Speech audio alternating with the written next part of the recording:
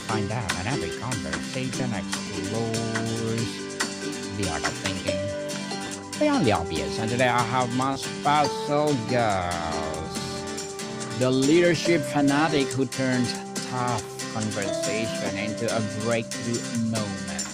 One of her advocacy, no other than Ms. Mylena Sutto.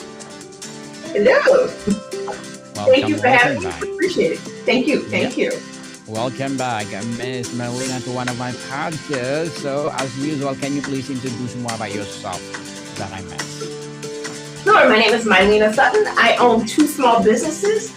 They're called different things, but they work in very similar ways.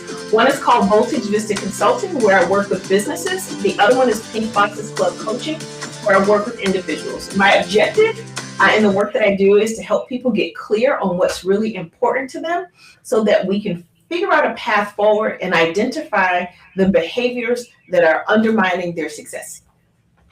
Undermining the success. So, today let's talk about the leadership fanatic who turns tough conversation into breakthrough moments. And thank you so much for sharing your knowledge and wisdom to the world, Ms. Mylena. We talk about personal story in leadership when we often jump into a triumphant highlights. But what parts of the leader's story, the setbacks, the moments of doubt, or the times you felt like an outsider actually provide the most powerful fuel for empathic and resilient leadership? Um, my personal story actually, I think, is an example of how your life's journey can turn into professional fodder material fuel. So one of the things I think about, excuse me, it's just even my journey into entrepreneurship, to be frank. When I decided that I wanted to start my own business, there were a couple of things that were taking place. Literally, let me backtrack even before that. When I initially decided that I wanted to start some sort of business, believe it or not, I was like a little girl. I was around maybe 6 or 7 years old. Um, what was taking place at the time, I remember being aware of just people's financial struggles just growing up.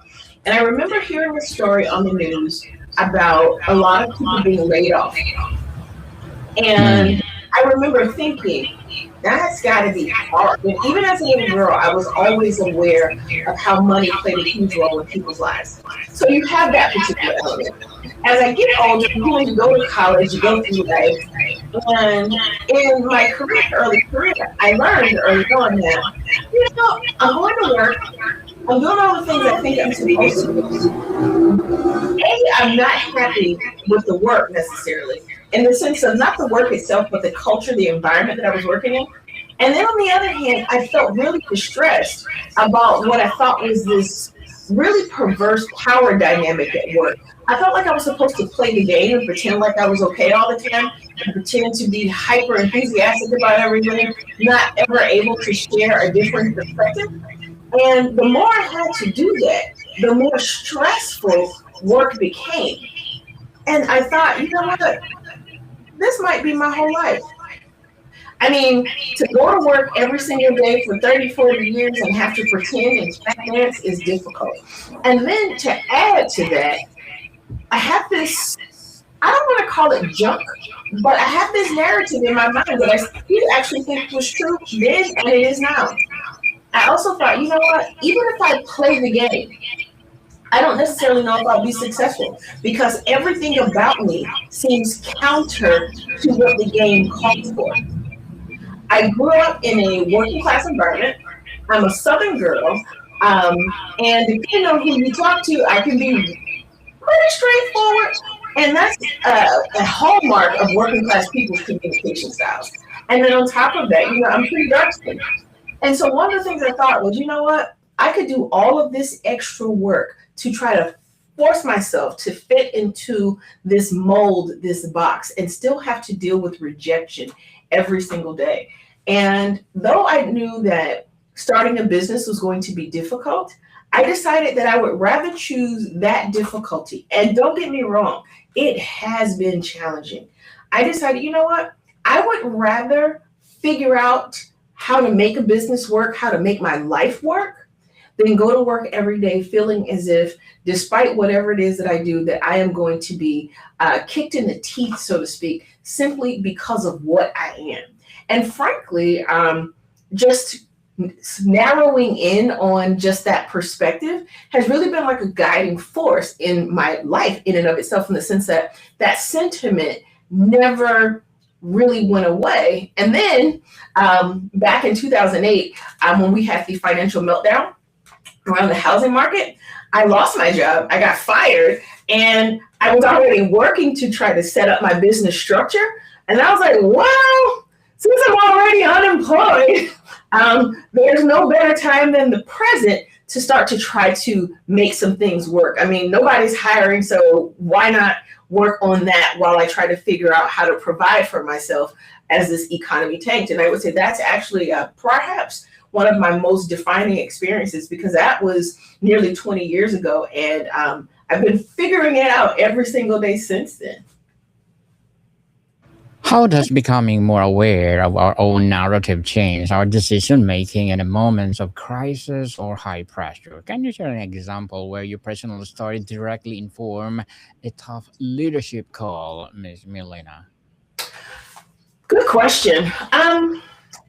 I think what owning your story is important, because if you own the story, even the parts of the story that aren't sexy, that aren't the kinds of things that you think would go over well, they may be controversial to other people. I think when you actually own your story and what it is that you believe, I think that story can ground you. Meaning that once I was willing to be honest with myself, when I was saying before, I was like, you know what, I grew up working class. I'm very much so Southern. I have a strong accent depending on who you talk to. And if I've had a couple glasses of wine, it's even stronger.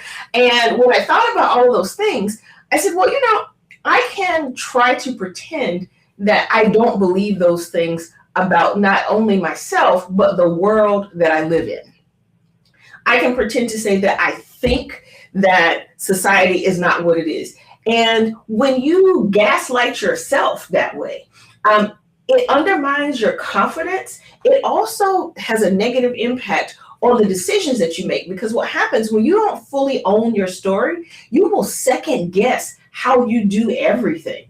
And so for me, by owning my story in terms of who I am and how that has fueled my work, it has turned into there's certain decisions in terms of the substance of the work that I do, frankly, that drives it. I know I am not the only person out there in the world who's had some of the same perspectives about life in terms of getting clear about what you think your place is in the world of work. But for me, not only did I have to figure out what my place was in the world of work and what I thought was likely to happen to me, getting to a point where I was able to own that story also showed up in my personal life. Because what I was also able to do by saying, you know what, because I do think this, I'm going to make some decisions about how I spend my time, how I spend my money. It even affected how I made decisions about motherhood, because I recognize that, you know what, I'm going to make this trade-off. It's going to take me a lot of time to figure out how to run a business. I had no business acumen whatsoever. My degree, with all due respect to both of the colleges that I attended, my first degree was in sociology. My master's degree is in public administration. Neither of them taught me anything about business and how to make a business work. But once I owned, hey, this is how I'm going to shift my life, then it became just logical to think about what is the impact of really embracing this reality. And it stopped me from going in circles and lying to myself about the significance of the decisions that I was making. And as a result of that, I could even better communicate to the people in my life, hey, this is where I'm going. Even with clients, frankly, this is my conviction for the services that I provide. But it wasn't until I owned my story that I could do that. Some leaders fear that vulnerability about their past might seen as a weakness. How do you help them reframe their personal story as a critical component of their strategic authority in their own team's trust, Miss Milena? I think that's a really good question. I would say I approach that in a couple different ways. Um, I definitely understand why you might find being vulnerable to be risky. I get that. And here's the reality: you shouldn't share everything. There are some things that I think are appropriate to share with your team, but there are certain things that you might want to keep certain components of that out of the public part of your narrative. There's a difference between sharing the parts of your narrative that are appropriate for the environment. There's some things you might share in a setting that's apart from your team that you wouldn't share with your team. You want to make sure you own your story so that you don't live your life under the cloud of shame. But you do want to think about whether or not your story would have a negative impact on your credibility in terms of being able to do your job. To give you an example, as a matter of fact, I came across this perspective too. I can't remember the name of it, but I was reading something in a Harvard Business Review article. It talked about this idea of a fatal flaw in terms of sharing your story. So if your story is something like, I was able to convince people that I knew how to do taxes, and you are an accountant, maybe that's not the story you want to share. Maybe you need to figure out how to learn how to do taxes on your free time. But if there are other components of your story that don't undermine your ability to do your job, then that's different. And then you are in a better position to choose to share those kinds of things. So I would say in terms of the vulnerability piece, look at how your share affects your credibility. One of the things that I talk about a lot when I work with people around issues around conflict, I can very easily share that I grew up in an environment where we didn't talk about conflict openly. Our family had two temperatures. Everything was funny, or you had a complete blow up. We had no sense of communicating effectively if it was not, again, about humor or waiting until somebody was very upset that they couldn't compose themselves. When I talk about some of the things that led me to being very comfortable with conflict, my story supports that. So you've got to think about how your story, how your narrative, the parts that you choose to share, how they enhance your relatability to the people that you talk to, and how, as you share those kinds of things, you want to make sure that when you share them, you're comfortable, that you have done the work so that you are not ashamed of those parts of your story. And here's the other part. You need to be comfortable with knowing that the people around you know those tender spots. If you haven't gotten to the place in your mind where you can say, if that was on a poster or on a card that you would feel uncomfortable, you don't share it yet. Wait till you get there. Definitely. So, one of the most powerful tools a leader has is the stories they choose to tell. What is the Mhm. difference between story told for self promotion and one told to build connection, psychological safety, or illustrate a core value? That's a really good question. Um, I think there might not be this hard, clear line between the two. And what I mean is, there are some stories that I think you share about yourself that might put you in a particular light, in the sense that they might seem flattering to you. And you might tell a story or parts of a story in such a way where the objective that you have is to make sure that the person you're talking to um, doesn't feel isolated or doesn't feel as if they are completely struggling or failing by themselves. And in those instances, I don't think it's necessarily a bad thing if your story doesn't necessarily lay your pain out, your problems out. Because sometimes what we have to remember, vulnerability is not just about what I'm calling like pain porn. It doesn't have to be the worst thing about you or the most difficult experience you've always had, laying it all out. I think we misunderstand what vulnerability actually is in that sense. I think you can have difficult experiences. I think you can have experiences that you've learned from. You can have those experiences, and you can also connect with people about them. And the difference between simply promoting yourself and using the story to help somebody, in part, is your motive. And then looking at which parts of your story directly connect with the person's story or are similar enough so that you can help the person see themselves in the story. And I would even go so far as to say this: when you're telling the story, um, thinking about it in this sense. If I'm telling this story and if I'm thinking about how it benefits the other person, if there's nothing, or if they walk away thinking more about me than reflecting on themselves, what was the point in my story share? I want somebody to be able to go, I'm glad she told me that. And I could see how this story, how what she shared, how it could have been me, or how part of it could have been my story. And if you are sharing with somebody and if they can't figure out how your share serves them, maybe the way you shared it could use some work. But ultimately, I don't necessarily think just because you share a story that if you come across positively in the story, that it makes you self-serving necessarily. I think it really has to do with how do you make your story connect to the person's situation.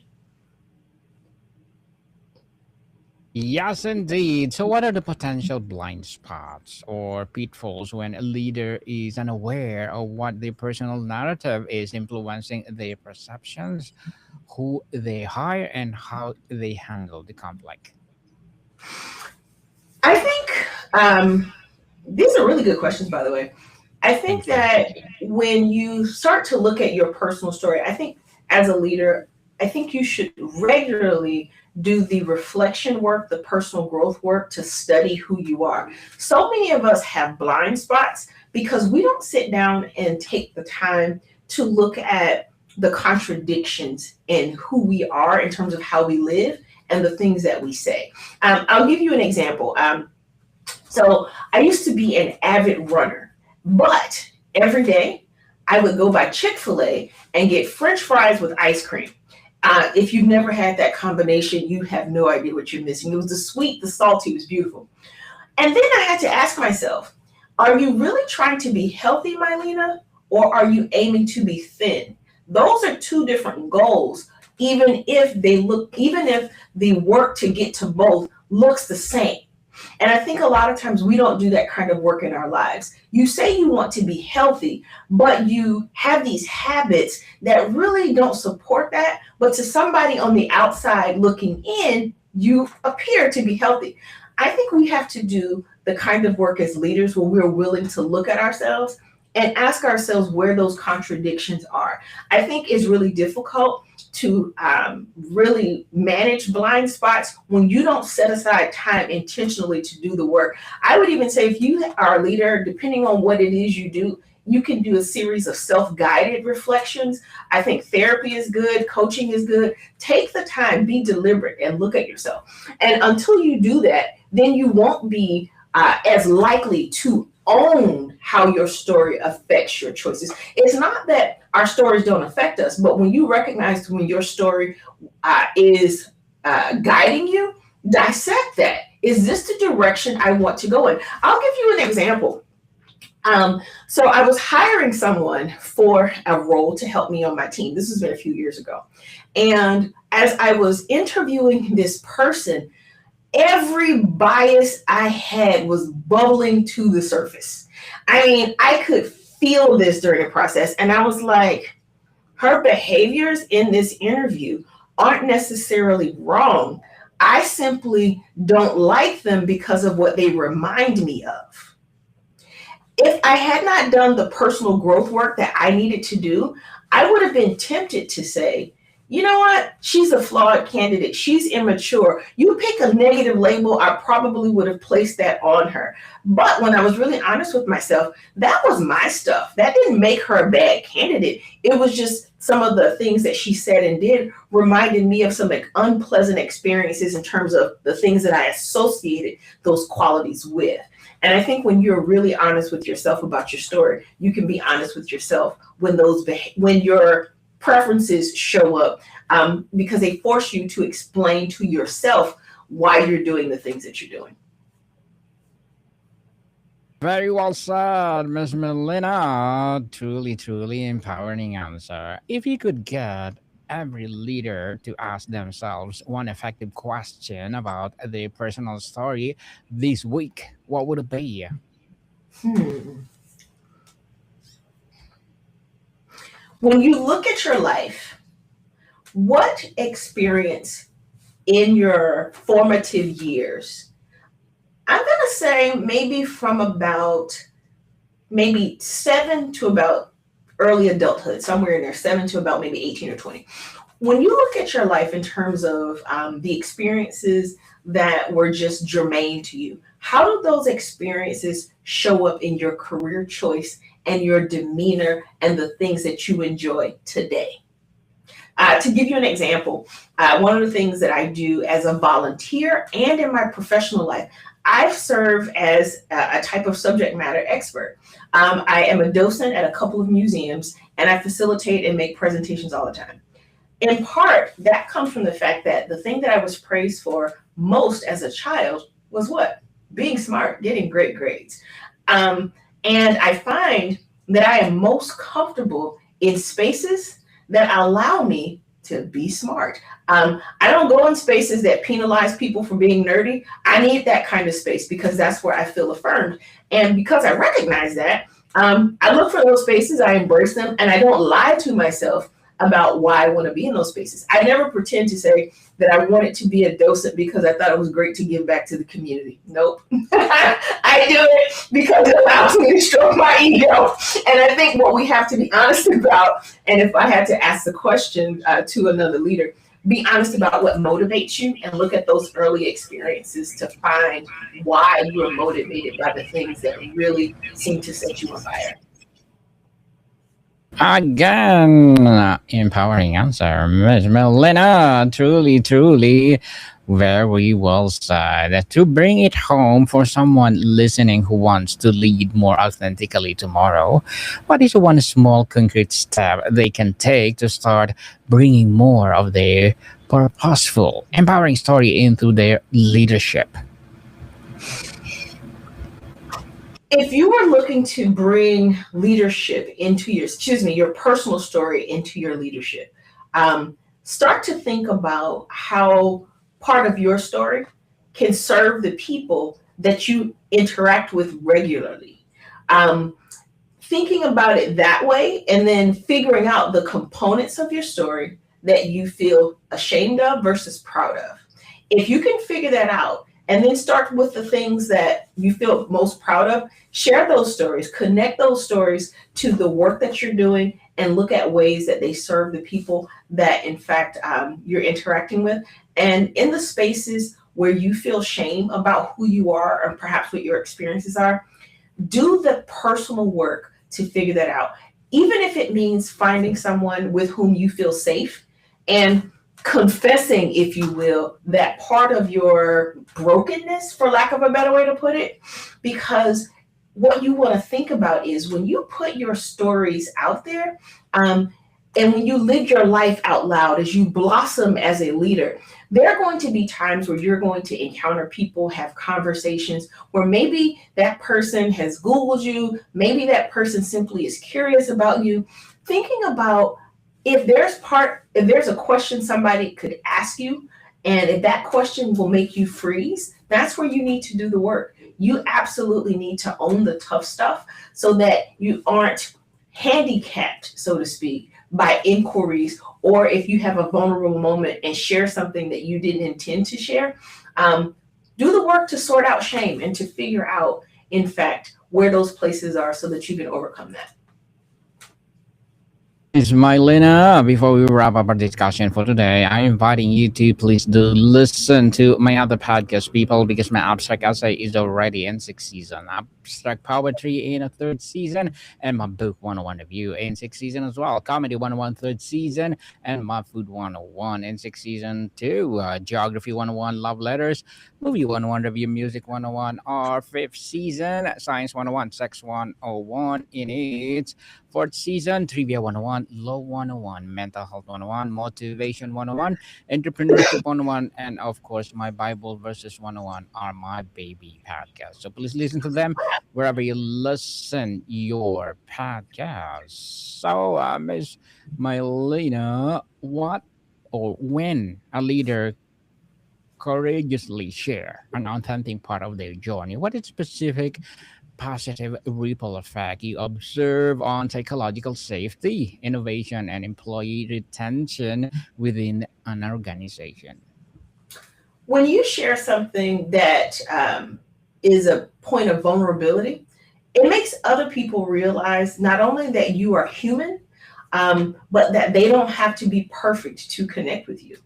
And that might seem like a small thing, but that kind of connection makes people feel safe in the sense that they know that not only are you not perfect, but you are willing to talk about your areas of imperfection and the areas in which you are working to become stronger, more focused, to be quote unquote better.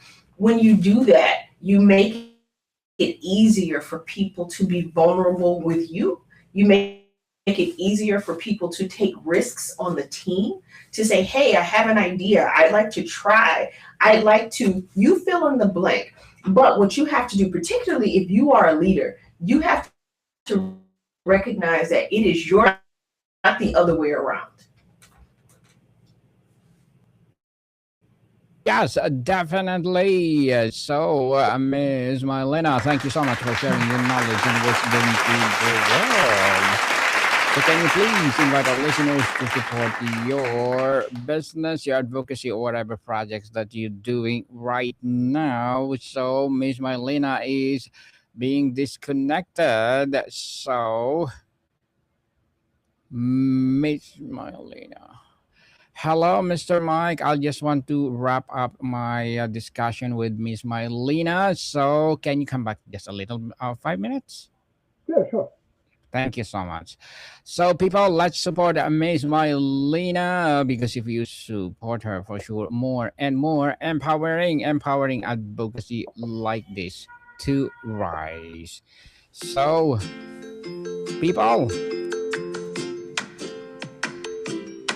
thank you so much for your time. Let's support Miss Mylena.